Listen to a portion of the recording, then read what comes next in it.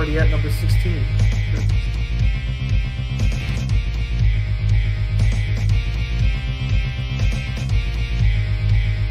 And today's going to be a interesting one, I think. Well, I'll let you solve the issue. Uh, this is kind of a common question I have, and 16th it got brought up already at number Discord server for us to. Okay. Yeah, no problem. And today's going to be a interesting one, I think. Well, I'll let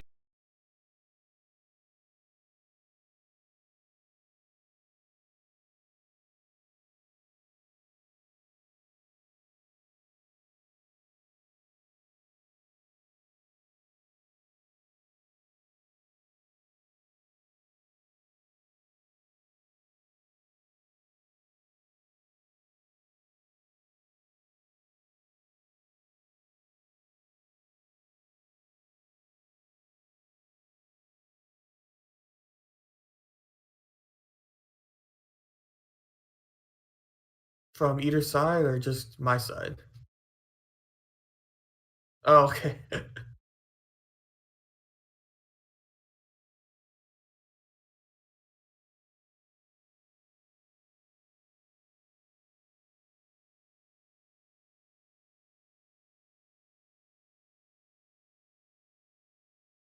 Mhm. From either Worst side case, or if just we have my to, I side? can pull it up on my end and we can do it on Oh, okay. mine.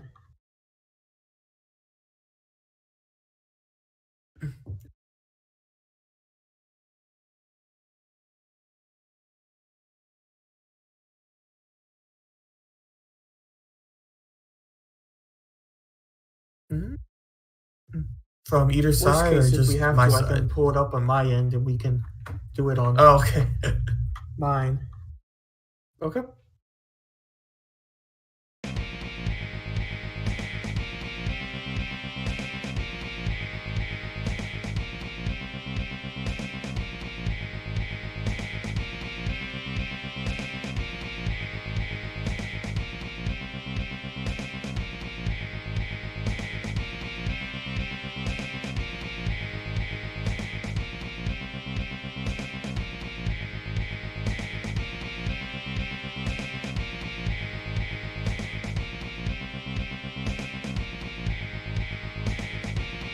Switching over.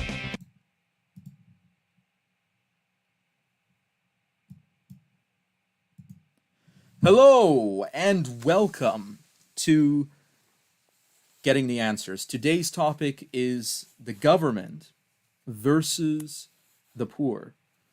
So I'm Anavultus, and this is my honorable co-host.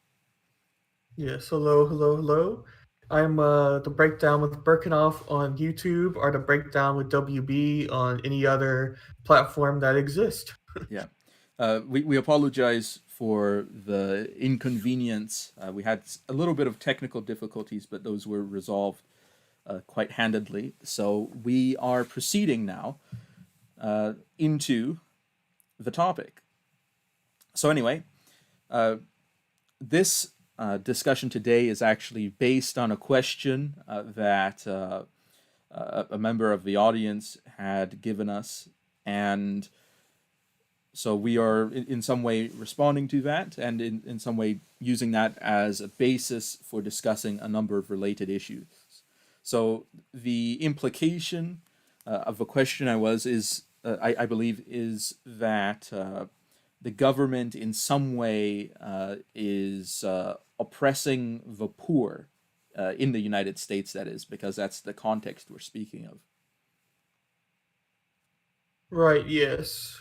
I'll go back up to the question that was originally asked, and like Annabelle just said, we tweaked it a little bit to have more of a discussion around the question. But the original question was how the poor are chronically mistreated by the government. So that's kind of our main theme of what we're going to be talking about for today's episode. And it's another one of these questions that's a large talking point, especially around around school, university settings. You hear it quite a bit, and especially on podcasts, because anybody who's a podcast listener for the political realm has probably heard a podcast host talking about the topic. So it's a topic that has a lot of difficulties to try to answer because some people feel a little bit afraid to give their opinions on it because you're talking about usually like minority communities who tend to be in the poorer areas. So a lot of people, in my opinion, I think are a little bit timid to discuss it because they don't want to come across as uh, inconsiderate or, at the worst case, racist or anything to do with that. Okay. So anyway, before we get into the discussion on the morality of things, on specific policies, and this and that, I think it's important to give some background as to how we define who is poor and therefore who is subject to the question. So I've brought up some data points that I hope will be useful for the discussion, if you'll allow me. So actually what we can do is we can sort of minimize ourselves into the corner here, and let's change the size here. There we go. So it's not a getting the answer stream without some sort of on the air production. Yeah. So anyway, here I have some information. So this graph here, I'm getting this from the American Enterprise Institute. So aei.org, if anybody wants to look it up. The source that they're using is Mark Rank and Thomas Herschel. And it talks about the percentage of American adults who reached various income distribution levels over a 44-year period. So I suppose this is a sort of long-term survey that Mark Rank and Thomas Herschel had, where they looked into various Americans and where they got income-wise. So about 73% reached the top 20% of income in the United States for 1 year or more. The 56% reached the top 10% for 1 year or more. 39% reached the top 5% for 1 year or more. 12% reached the top 1% for 1 year or more. And 0.6% remained in the top 1% for 10 consecutive years or more. So in that sense, what we see is that even though there are poor people in the US, I don't think anybody will deny that there's also a high income mobility in the United States, where even though the top 20% people, especially under certain class ideas, might have the mindset that people tend to remain in the income level of their parents. This actually is not true, in the sense that as people age and progress for different stages in life, and I will show this here. This is median household income in the U.S. in 2019 by age of householder. The income changes at different stages in life, and people also have different opportunities. People are successful and they fail. So in the United States, there's no real, you could say, idea of a large, permanent poor class because people are always changing. Now, that doesn't mean that poor people don't exist in the United States. It also doesn't mean that they don't have serious and real concerns. I want to make that very clear. I'm just trying to explain the nature of poverty in the United States and how that is constructed. So as I show here, median household income in the U.S. Tends to go up. Young people tend to have lower incomes, and then as they progress through a career, they tend to increase in income. According to this chart by Statista.com, and I can show the source. Actually, I'd have to register to show the source. But anyway, it seems that median income tended to double. Of course, this isn't a study of consecutive years. This is a study of a single year, but it shows that older people tend to make more until they get into retirement age, and then they tend to make less. So that's a sort of curve in your life that a lot of people should expect to have.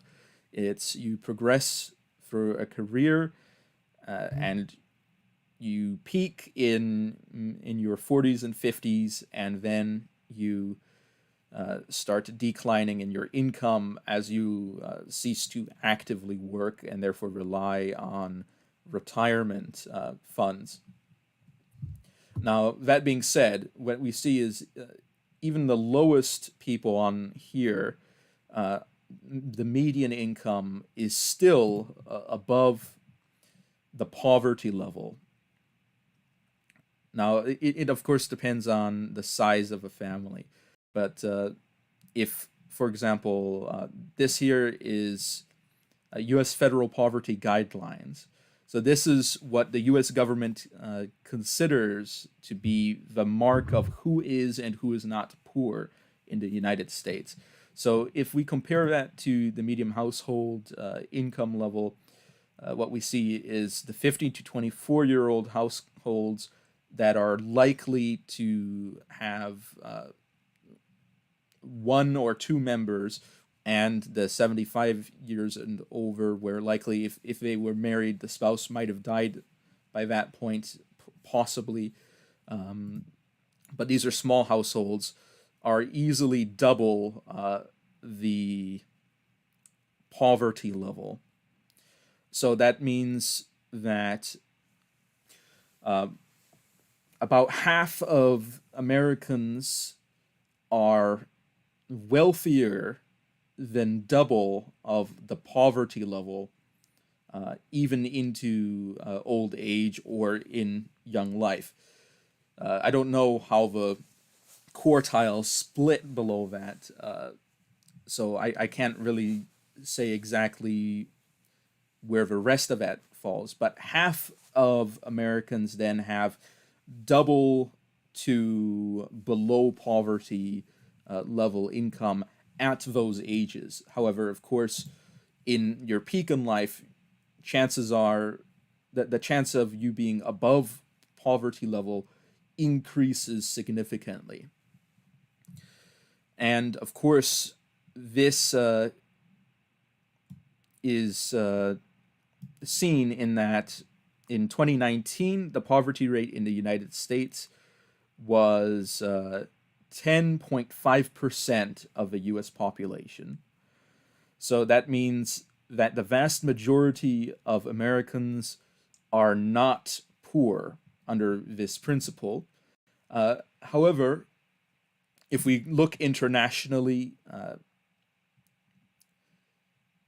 the median income worldwide, this is in worldpopulationreview.com, the median household income, that is, worldwide is $9,733. Now that means that the half of the world is poorer than that, which means that the U.S. poverty level, which about 10%, probably more than that in this year, let's say up to 15%. I don't know the exact figures for 2021. more than half of the world is about as poor as the bottom 10% of Americans. So, and that really puts poverty into perspective. Now, this is, of course, considering that the U.S. is a developed country uh, that has a lot of infrastructure, and therefore we can expect Americans today, even very poor Americans, possibly even the homeless, to have more access to goods and services than most people who ever lived. So that's putting American poverty into perspective a little bit there. Yes, for sure. And I'm assuming the poverty line they're using is a national average, right? Yes, I would assume that the poverty that is being referred to is U.S. poverty levels. Right. That's what I figured. I just want to put that into perspective because a lot of uh, people say that you go to a third world country and it puts into perspective the prosperity of the United States. That's something I hear a lot, and I think it's probably true. Uh, I've I've never been to a third world country. I've been to other countries, so I've seen rich people, I've seen poor people.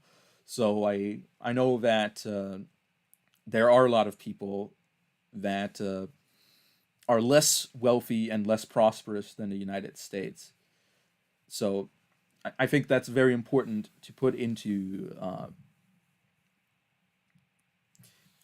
perspective here.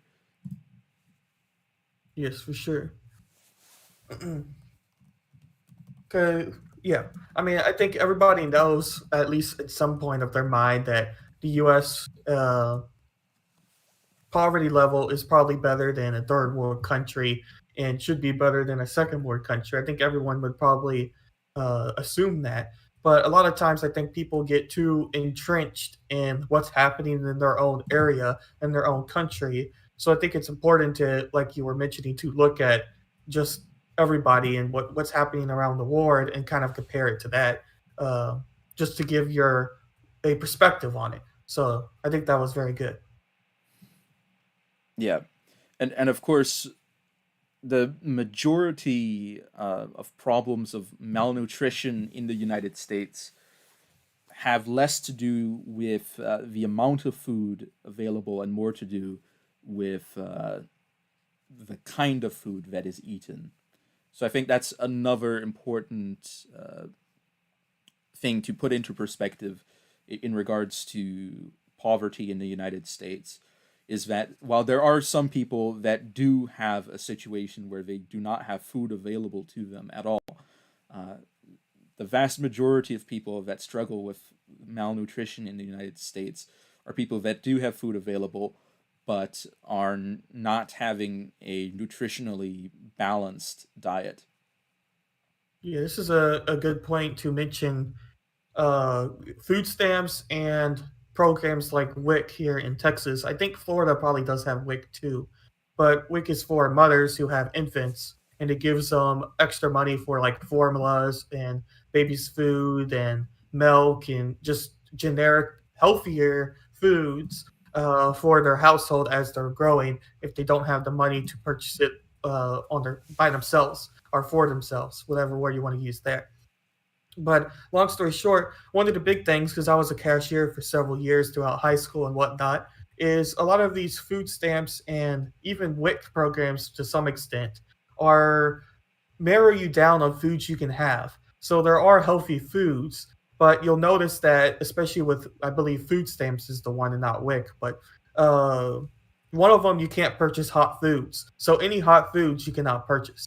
You can purchase meats, but you can't purchase a hot food. So like the rotisserie chickens or the sandwiches that are made by the deli, anything like that, you can't purchase with the food stamps. So I think that's very interesting because those foods in general tend to be more healthier than most of the other foods that you could purchase in a grocery store. But food stamps don't allow people who are on them to purchase those foods. Yep. So yeah, that's an important thing to note is that yes, food stamps are not meant to give people unlimited access to all types of food products. Now that being said, I think that the program is designed so that people can have access to healthy foods. And I do think, however, that there are sometimes loopholes in how it is used, that people access unhealthy foods. Um, Yes.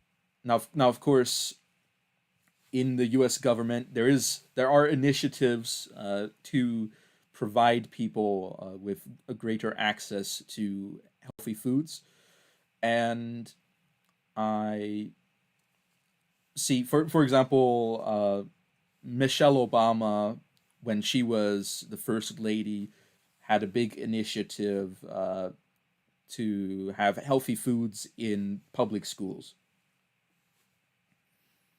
and that's one example. And there's always programs here and there uh, encouraging things, maybe subsidizing in some areas. So in that sense, I would say that food in the United States is not necessarily the biggest issue for the homeless. There's also the existence of food banks, many of which are operated by charitable organizations. And the US actually is one of the most charitable countries in regards to private giving for the poor. So, in that sense, the U.S. is certainly doing well in that regard in how the poor are treated, although that's not a government action. Right, for sure. And just to answer the first thing, I do think that I'm not saying that food stamps are inherently bad by any means. I want to make that clear as well because they definitely have a need for people who need them, obviously, um, and they have enough material, enough money, or whatever you want to call it, to purchase produce instead of just having to rely on stuff that is in cans or in bags, which in general tend to be more unhealthier than anything that's natural like meats or produce and things like that.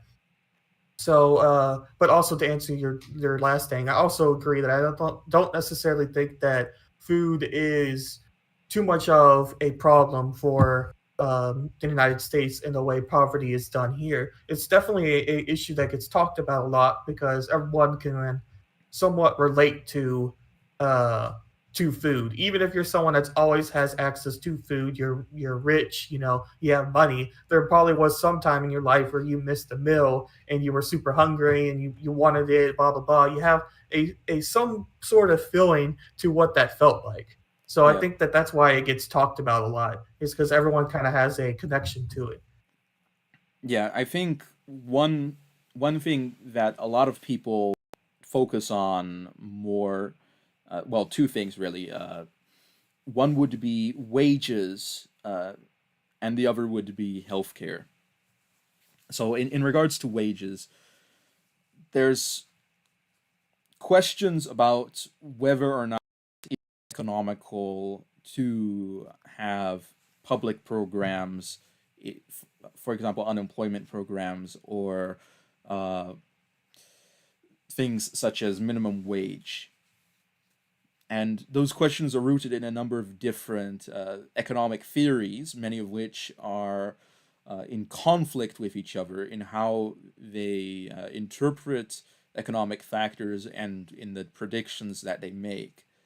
So, of course, people, the motivation for, let's say, the minimum wage is that people want a livable wage, something that they can live. Now, a motivation that people have against that is that it artificially inflates certain wages for certain jobs, which then forces a deflation of wages in other jobs or a downsizing of of number of employees in order to deal with the economic effect of having increased wages.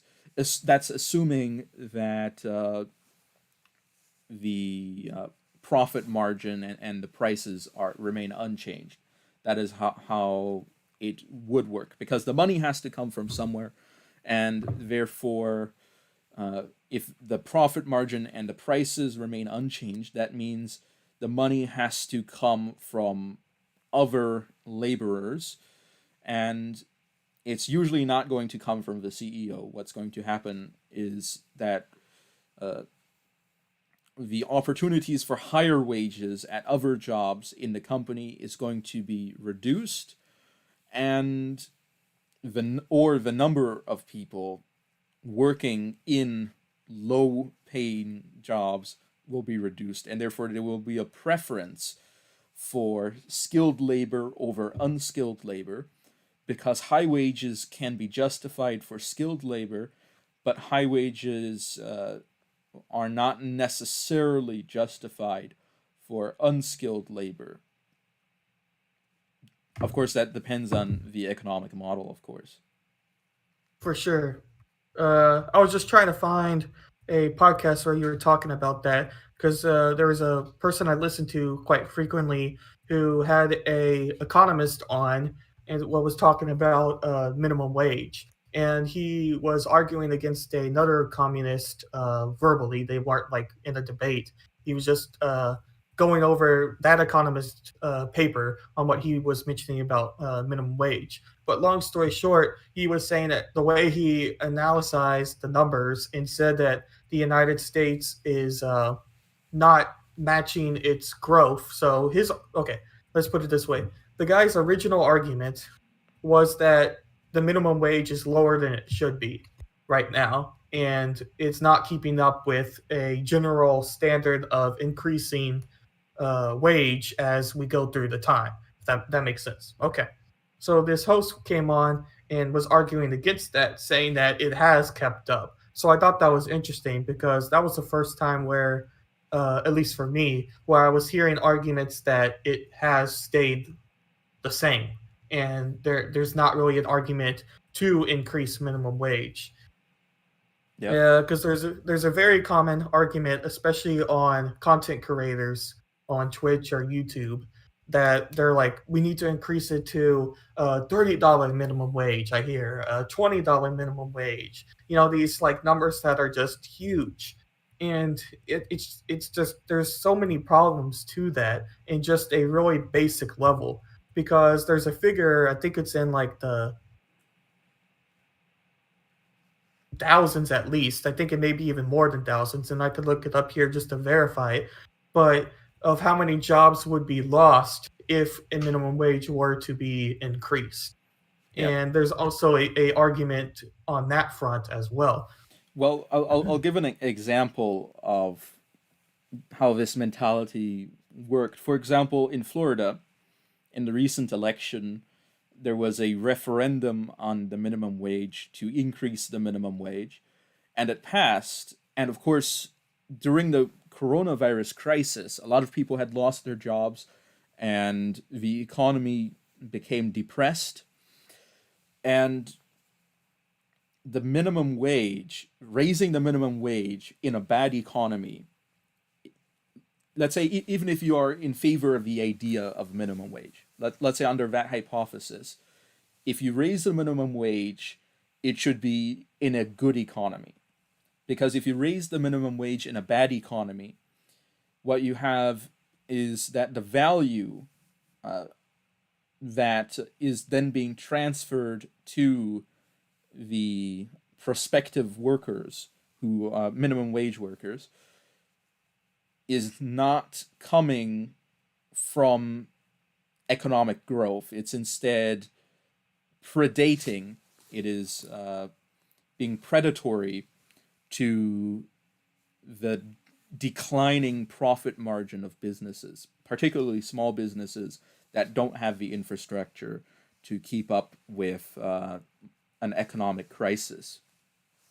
So in that sense, I think that that move was a mistake, and that that's a move that actually contributes to an increase in poverty and also to a greater difficulty in coming out of poverty.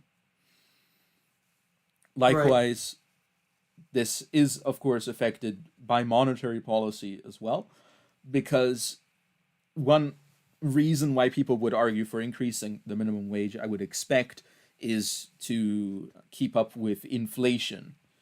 Because if you look at the inflation of US currency, what we see is that there was a huge amount of increase in money supply very recently, and therefore we should eventually expect to see a an inflationary effect on prices, and that inflationary effect on prices will necessarily mean that uh, businesses will have to cut corners if their profit margin doesn't increase, and therefore they will have to hire less workers. Now, if you increase the minimum wage, then it makes it harder for businesses to keep up with inflation. Now, I think inflation itself is another thing that therefore keeps people poor, because a poor person is someone that doesn't have a lot of options for investment. A poor person earns money by labor or receives it from the government. Mm-hmm. And therefore, a poor person doesn't have the opportunity for a lot of investments, and therefore a lot for returns on investment that are based on economic activity, which means that when inflation occurs, a large corporation is actually fine because they have market share. So for the large corporation, because they have a market share, they don't have to worry about losing opportunities in an inflationary economy. But for someone who is unable to invest and who does not possess a significant market share, even in the labor pool, then that means that the money that he has is being reduced. And even if it's in the bank, let's say you invest in a bank account, most bank accounts don't have interest rates that are high enough to keep up with the inflation of the US currency. So that actually means that if you put money in the bank, you're still losing money. You're just not losing it as fast as you would be putting it under your mattress. So and of course, the higher the inflation rate is, the less advantageous the situation becomes as well. Yes, for sure. And just to throw it back out there, and I'll link it in the comments of the video once we finish. But it was the Tom Wood show, and it was episode 1864 is what I was mentioning before. And it's just a 30-minute listen for if anyone's interested in that person's argument for minimum wage. Now, to slightly play devil's advocate to what you were saying, and also to talk a little bit longer on what I'll also hear for people who are for an increase in minimum wage. The first argument I tend to hear very often, and you talked a little bit about this, so you might not have any more to add necessarily, but the idea of minimum wage needing to be a living wage, because I'm not trying to say this and make their argument seem bad, because I do think that there's some truth to what they say for sure. But the argument seems to be based more on principle and I would say feelings, but I don't mean feelings in a bad way, because a lot of times when politics comes up and people talk about feelings, it's all meant to be like trying to attack the people and make the other side seem weak. I'm not trying to do that here. But most of the time, I think that the argument is based on principle and basically saying that although minimum wage is a entry level job, someone who's on minimum wage should still have enough money to be able to at least live. And their argument now is that they're just making enough money to barely scrape across. And in some cases, they're losing money if maybe they're not managing it super correctly. There's not much wiggle room. So we need a minimum wage cost that at least gets people to survive and gets people to have a little extra, actually live as humans. That's a common argument that I hear from people who are more a pro increase in minimum wage. Yes. So the question, therefore, is in regards to minimum wage on this point is how much money is should people earn as a minimum? Now, the answer to that is actually very complicated because, for example, let's say there's two children in a house, okay, and they have some money and they do chores, okay, and then one child says to the other, "I'll pay you $20 if you do this chore for me on this day," and then the money is exchanged, and let's say this other child doesn't earn any other money during that time period, and therefore the wages for, let's say, the week was $20 total. So in that sense, that is in a way the wage, because it was a particular labor, and the value of that labor, that is to say, the fluidic currency value, the monetary value of the labor was negotiated, and that is therefore how much the payment was. So what we have to understand is that labor is, particularly the remuneration for labor, that is the payment, is based on the value of the labor to some extent. And the value of the labor is based on the demand by either the purchaser of the product or the service or whoever holds the laborer in employment. So in that sense, this is a value that is then based on how much value is perceived to be added to the company or to the task at hand. And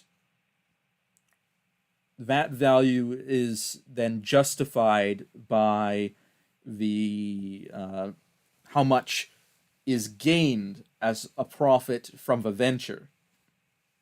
Right, right. So in other words, if you work and your work is unskilled labor and it's a very simple job, then you should not expect to make a lot of money because it's a job that anyone could do, and therefore you are easily replaceable with someone who might be more eager to do the job for lesser wage than you. And what happens is that, therefore, economically speaking, people might discuss the idea of the so-called invisible hand of the market. Economically speaking, some work is more valuable than others, and it is theoretically possible that the work that someone does is less valuable than the maintenance of that, or to be more exact, the cost of the maintenance of that person's life. In other words, it is possible to work in a way that contributes less to the economy than uh, you in your life draw out of the economy. Now, a lot of people think that therefore you need to adjust the economy so that you at least earn as much as you draw out of the economy, because we don't want people to die. And I do agree we don't want people to die. But I think that, as I had mentioned previously, since most people's income actually goes up throughout their lives and then down later, it makes sense in a way that young people who are likely to be dependents of others earn less, and that then through that experience they can have a business reputation to later earn more. And that's basically how employment works. You start out and you don't earn a lot, but your experience and perhaps your education allows you to have prestige with potential employers that could either lead to a promotion or to employment in a better job at a different area. Right. It's like you don't get hired as manager right away. Yeah. So I Yeah. think the huge problem is that there's a tendency to not have people as dependents in times of our lives when they probably should be dependents. Hmm. Now, of course, in previous eras of history, this wasn't as big of a problem as it was now. For example, in medieval Europe, there was serfdom, so people were dependents. Most people were dependents in some way, and therefore most people had access to the benefits of being dependent. However, nowadays people have this big idea that you need to be independent as a person. And unfortunately, for many people, the stage where they become independent is a stage when they are not economically capable of being independent. And that leads to a situation where they don't succeed, and therefore where they enter into poverty and they enter into a situation where the wages that they could receive based on their prestige with potential employers is below what they require for their lifestyle. Right. Because oftentimes you'll hear people talk about minimum wage and uh, and okay, let's put it this way. Minimum wage, oftentimes, depending on how you view it, is either a entry level job where you work a couple years and you get out of, but some people fall into the trap where they're not able to get out of the of working a minimum wage job. So then you start talking about, well, they should be paid accordingly, and we kind of answered that question. But I just want to talk a little about anecdotal, and then we can move to our next topic probably.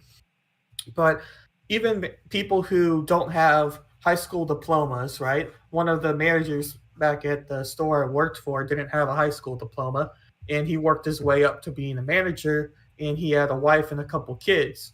And he wasn't exactly living the big life, but he had enough money between himself and his wife to be able to sustain his income and sustain having enough extra money, I guess you could call it, to bring his leads to basketball practice and stuff like that. So he didn't just have to be stuck inside their house. So I think a lot of times when you talk about people who are unfortunately maybe mentally unable or just can't get out of a minimum wage level job, I think you ultimately also have to talk a little bit about money management. And I think a lot of people try to avoid that as part of the issue that a lot of times happens with poorer communities. Uh, yes, I think educating people on money management is very helpful. Now, of course, there are some people that even if they received such an education, it wouldn't help them. But I do think that it certainly is something that contributes to getting people out of poverty. But you mentioned marriage, and I think that that's another important point. Is that the government in the U.S. In most areas tends to give more benefits to single parents that are poor than to uh, couples that are parents that are poor. Now, Mhm. this has a bad effect, especially in the African American community, where it leads to a situation where people can actually benefit by having a single parent household. Now, of course, in the long term, this is actually a very bad strategy because, in the long term, uh, by having to be both an active parent and working, you end up losing opportunities for advancement in the career and also losing opportunities for good parenting as well. So this is partially one of the reasons why there's a lot of crime in some parts of the African American community, because this actually leads to a situation where people are more poor and less supervised by their parents. I'm not saying that people should have helicopter parents. I'm not saying that people necessarily should have a stay-at-home wife necessarily. What I am, however, saying is that having two parents gives you more options economically and also more options in parenting that having one parent alone does not. And the way that the government supports um, single parenthood more than it supports having a two parents is actually harming a lot of people, leading to an increase in poverty and also an increase in crime, which then feeds back into poverty because criminals tend to damage either their own community or the community surrounding their own community economically, and that produces waste in an economy that decreases the prosperity of the region. Right, for sure. Uh, I mean, you hear it all the time, especially from conservative people, about the factor of one parent households and how it leads to more crime and is a fundamental issue. And I think that leads directly into one of the questions I had kind of in my mind, and I could give my answer on it first. But the idea of does the government need to be involved? And I'll answer that question a little bit better and say that food stamps are good. Food stamps may cost a lot. There's arguments to that there may be other ways to do something like a food stamp that would cost less, right? But what I mean by this question is basically is the way to fix the problem involving the government more, or is the way to fix the problem to back out and let the community fix itself? Is kind of how is also an alternative to that question. Now, to answer the second part, do I think that the communities may be able to fix themselves? If you listen to the podcast I mentioned, they brought up some ideas on how that could be. And basically, they took a very like simple approach, saying that people are going to figure out how to get something done, and it doesn't necessarily matter where you come from. And they gave an example of Muslim cab drivers, and he was Jew, and they wanted to go to the same area, although they disagreed on, women's values, our religion, blah, blah. They agreed on a whole number of different things. They still had one goal in common, so they did that transaction, and everything was good.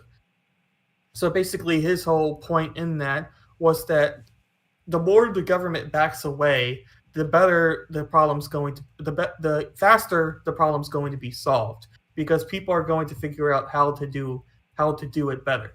And you would think people who are in poor communities are going to want to get out of those communities. Now, an argument against what he was saying that I hear occasionally is people saying, well, people like traditions, people like I'm trying to think of the word, but not habits. Where you do the same things in the same order. I can't think of the word right now. People like to do that. Routine. Routine, yes, that's it. Routines. And poor communities will stay poor because they'll keep doing the same things. So I also hear that argument. And if you take that approach, then you would say, well, maybe government does need to be involved a little bit to try to kickstart a solution to the problem. So Okay. that was a very long answer, but to give my like very short summary of what I think is the best style is I'm all for communities trying to solve community issues and community problems. And the more the federal government and even to some extent a state government gets involved, the worse I think it becomes. I Okay. think you have to solve it. The more local, the better the outcome is probably going to be. Yep. So I think the on the idea of communities solving problems. Now, obviously, there's some people. For example, Jordan Peterson says that IQ is a predictor of wealth, and that it's a very effective predictor. But I think that realistically speaking, that's not really something that can be solved. I don't think it is necessarily worthwhile to attempt to equalize people who probably would not prosper on their own in that situation.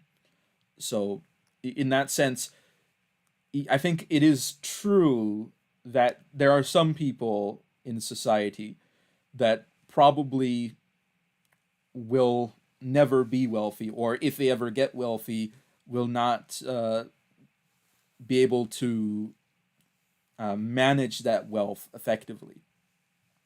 So in that sense, I think that that is a real possibility. Now, insofar as uh, it can be changed, and I do believe that there are a lot of people, however, that can manage wealth and that can be educated to deal with economic problems and that can do better. But we have a situation where I don't think the solution is necessarily education. Uh, for example, the single parent problem. Now, obviously, there are some reasons why you could be a single parent that I think are legitimate. For example, domestic violence, or the spouse died, or there was an affair. I understand those things. Um, but as long as the government incentivizes this behavior, that is to say, no amount of moralizing, no amount of education is going to get that community to change as long as the government is incentivizing it. And therefore, that Right. community will remain impoverished due to their incentivization by the government. Now, that being said, on the question of how much government involvement should we have, or how little government involvement should we have, I think theoretically speaking, we could have it both ways at the same time. That is, instead of making a compromise on a national level where people that are in favor of various government programs and people that are against various government programs agree that they should have maybe a few of those government programs, and to a certain extent, instead, what we can have is we can decentralize, and we can have situations where some areas have a lot of programs, and they might coalesce with other areas that are like-minded to have common funding for those programs if they need it. And you can have some areas that choose not to have these programs. And I think, and some areas that may have some programs but not other programs. And once we have that, then we can actually see very easily who is succeeding and who is failing. Because we all live in the same country, and therefore variables of different countries are less applicable. Mm-hmm. But it gives people, I think, a greater amount of freedom, because people that are concerned that something bad might happen to poor people if they don't provide for them can have those concerns met. And people that think that people will stay poor if there's a lot of intervention can have their concerns met at the same time, and without having to reach a compromise or a conflict in between them. Right. I mean, just a funny thing first. I mean, everybody has problems at some extent of managing their money, and you could talk about celebrities. And I thought of Johnny Depp as you were saying that because he's super famous as the most recent one that I can think of for basically just spending all the money that he made and like bogus purchases and all that. So it's like the idea that money management is just on poor communities is obviously not true. It's across all communities. I just think it's, it could be more prevalent, maybe. So I just thought that was kind of funny because it came to my mind. The second thing I wanted to mention there uh, is the factor of, okay, let's put it this way. The government has a big role in what happens in poor communities, especially if you start talking about national policies. So you can take like two approaches on this. One approach is a slightly more sinister look and saying that government and politicians want to keep these communities poor because all they kind of have to do is mention a policy or mention an idea, and they know that they have the poor community support. And they don't have to do the idea because nothing is ultimately forcing them at gunpoint to do it. They'll just keep saying that they're going to. And the poor communities are, you could say, are desperate enough to keep voting for politicians that kind of poke them on to voting towards them. So, and you could say that you could compare it to like how I hear a lot of times, like Republicans, where they'll mention abortion and they'll say, we're going to outlaw abortion in the state and across all of the nation. It's going to be not allowed, and they'll mention that to rile up the support from Christians or hardcore conservatives, and they'll never do it because it's just a common like policy thing that they can mention to get people support. So there's a big idea going around that the government itself doesn't even want to solve this issue. Yep. Well, I think that, of course,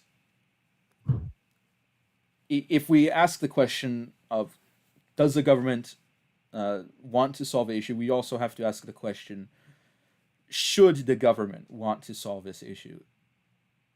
And we've talked a little bit about this, but the real question is, whose exact responsibility is it if somebody else starves on the street? Okay, let's take the most extreme approach. Someone's poor, and this person starves on the street. Whose responsibility is that? Is it the responsibility of the president? Is it the responsibility of the other politicians in Washington? Is it the responsibility of a stranger on the other side of the country? Or is it perhaps the responsibility of the person himself? Is it the responsibility of his family? Is it the responsibility of the people around him that see the condition that he is in?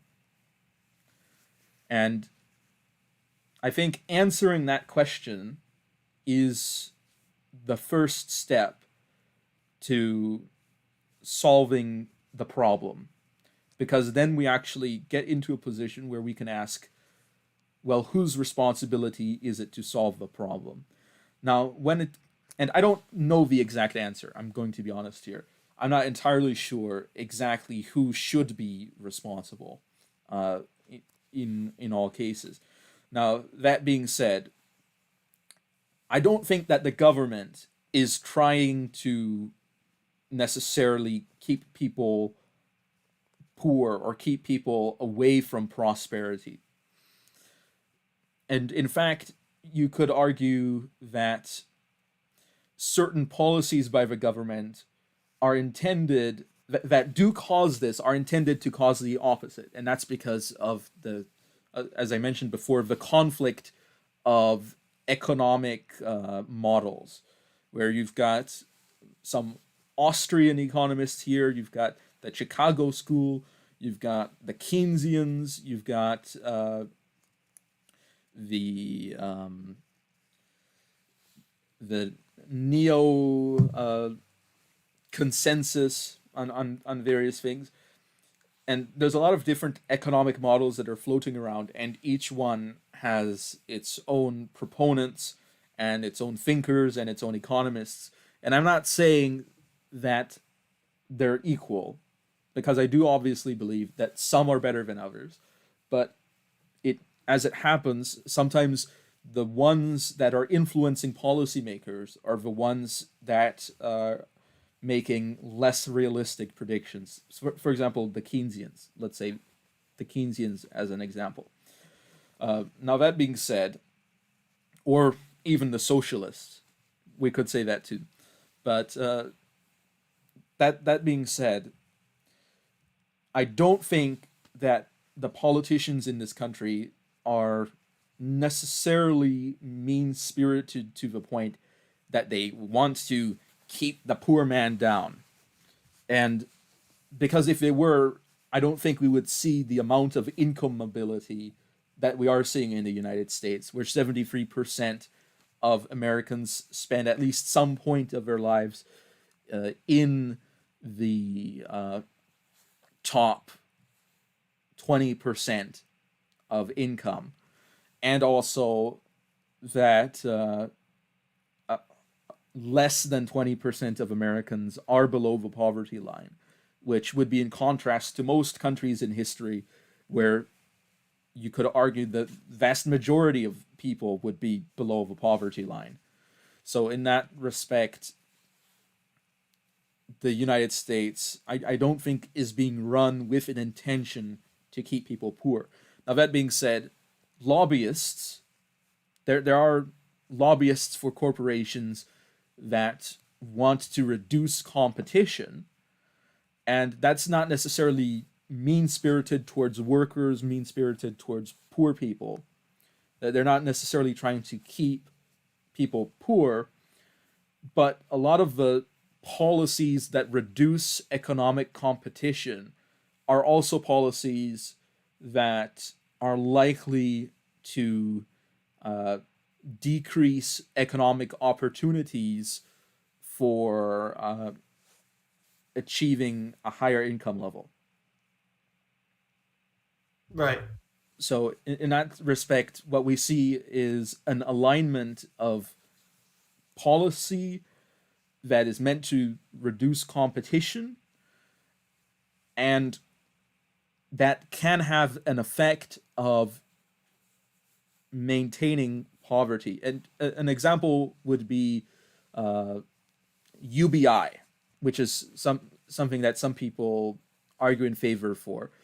And UBI would have it would have an inflationary effect on prices in a lot of areas, and also it wouldn't really influence the market share of large corporations, because corporations make money from the market share that they have, and if the amount of money that is moving around changes, but you maintain the market share, then that's really what matters. So, in that respect, UBI, which some people propose as a solution to poverty, helps a lot of corporations uh, have a more stable access to their consumer base due to them being able to consume, or the benefits uh, for let's say minimum wage is something that large corporations can more easily deal with than small businesses and upstarts and entrepreneurs who might be operating at a deficit before their business goes into a phase where they have a significant profit margin. Right. So what I'm saying is that there's a coincidence between uh, policies that reduce competition and policies that are meant to help the poor and policies that keep people poor. Those all can coincide with each other. Mm-hmm.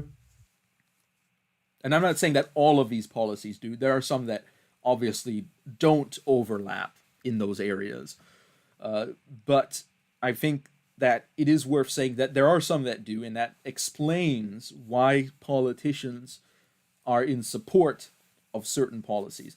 Because a corporation favors a policy because it would reduce competition, then the politician advertises it as a policy that helps the poor, and then, in fact, it reduces competition, and while it ensures that the poor don't die, it also ensures that they don't get up beyond being poor. Right. Yeah, that makes a lot of sense to me actually. When you put it that way. I myself, I don't really think that the government is trying to hold the poor down. I just think it's something that can stir up people voting on the other side, so to speak. Because I think it's more just a coincidence than anything else. I just thought it would be interesting to bring that question up. But Yeah. yeah, that made a lot of sense on how you put it that way. Yeah, because in an economy, everything is connected. And therefore, when politicians vote for certain policies, we have to understand that these politicians talk to their donors. And a lot of these donors are large corporations. There might be some activist groups as well. And that therefore, that is where the money comes from that guides the power in the United States.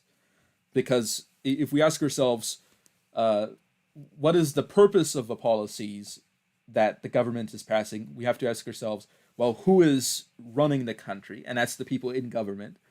And where do they get their power from? And where they get their power from is, of course, the Constitution and the existence of the U.S. Military, but also it's from their donors, because that's how Right. they get into office to operate the mechanisms of government. Yeah, we spent a whole thing on elections and campaign finances, and that's a big one. Yeah, but as I said, it's all connected. Hmm. Just like the minimum wage is connected to profit margins of businesses and the wages of other people in the business that might be above minimum wage in under certain conditions, and is also connected to uh, the price of the products that the business sells, the operating costs, and also how much it costs the business to buy products from other businesses that are also affected by the same legislation. So it's, as I said, everything's connected. Yes, it's like one of those crime scene TV shows. You got all the dots going everywhere and the connections to them. Yeah. Yeah, that's politics in a large Well, way. that's economics. Well, economics, yeah, for sure, yeah. Yeah, right. I guess that's why you have so many economic theories, as you were mentioning as well. Yeah, Mm-mm. because if you mess with the minimum wage or you give people unemployment benefits, it has an impact on all businesses everywhere in the supply chain, and also all businesses that are even outside of the country that trade with businesses that are inside of the country as well. There's an international impact to American economic policy. Right. All connected. Yeah. And that actually means that American policy actually also has an impact on poverty in other countries as well. Right. And there's a lot of official US government aid that goes to other countries. Now, some of those countries have corrupt government officials that hoard the aid, or they use it for things that it's not meant for. Or if you send food to these countries where there's starving people, and there's plenty of food to feed everybody, that now that you've sent the food, and they're also producing food in their own country as well, but there's still people starving because the food was not distributed. Hmm. Now, I'm Which not is saying a that sad people thing. should give free food to everyone. What I am saying, however, is that the corruption in the governments of these countries prevents people even the opportunity in some areas to have an economic transaction for that food. Yeah. That's a sad thing to think about when you talk about, international things. And I also heard the argument of like how the United States is causing like China workers to have such bad rights themselves because we get so many cheap products from China and whatnot. So you could also take that route of thinking about things Yeah, and as speaking well. of wage increases, that China is another topic there because of the potential middle income trap, which is that if China China's economy continues to grow, they will reach a point where the value of the labor that Chinese citizens uh, would be able to provide begins increasing above the level that the Chinese economy can provide them, which forces wage stagnation, where people can't get paid more money, and the economy collapses because they can't pay people less money because that's how their economy got big in the first place. But now they're a more developed country, so they have to pay people more. So, so that's another problem uh, that would probably be made a lot worse by minimum wage. For sure. Yeah, you could spend a whole episode just on China and wages in China or trade tariffs or whatever. Just a whole topic just on China, especially with some people thinking that the United States and China could be going to war if things don't change. Which I recently heard about Taiwan, but that's a whole separate conversation for that. Yeah. So anyway, I think. Do you have any more particular points to make? We hit all the points I had that I Okay. wanted to bring up. So I would say in conclusion that I do think that the way that the U.S. government is operating the economy, while it's not meant to hold down the poor, does have, at least in part, that effect. Now, that being said, regardless of this, the poor people in the United States are some of the least poor people in the world and all of human history, in fact. And I'm not saying that they should suck it up. That's not what I'm saying. I'm just making an economic statement here. And the United States has such a high income mobility that even people that are poor have a decent chance of not being poor at some point. And my solution to the problem is that it is it makes sense to have people with different levels of income economically.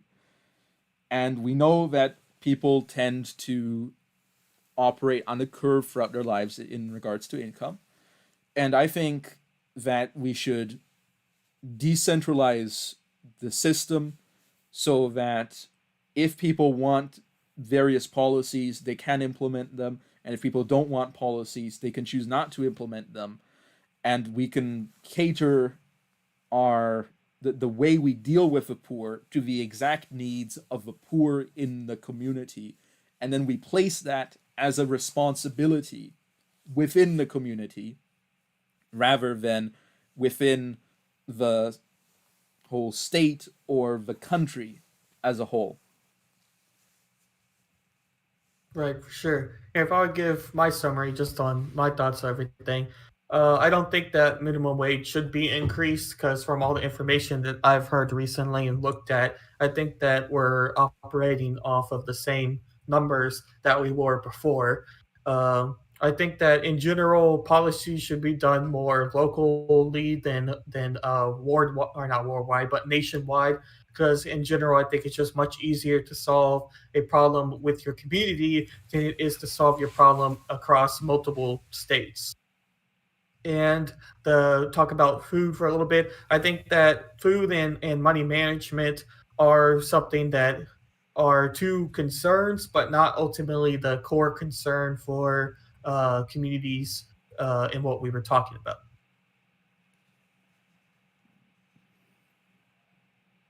Okay.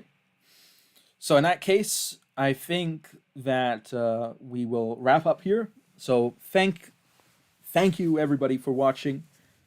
My book, Actionable Justice, is out on Taurus Necrus, and you can continue to watch this show uh, on my channel and on Mr. Berckenhoff's channel. And we alternate episodes on hosting. So next time it will be on his channel. Yes. The breakdown with Birkenhoff on YouTube or the breakdown with WB for Twitch, Trovo, and any of the others. Okay. So anyway, I would love to thank our beautiful audience for watching. It has been an honor being with you. I do apologize once more for the technical difficulties we had at the start. However, we did sort that out. So thank you all for watching our wonderful show. If you have any suggestions, any topics that you'd like us to address, any particular questions, feel free to leave those in the comments section below. Thank you, thank you, thank you. Yeah, and I would love to wish everybody a beautiful day.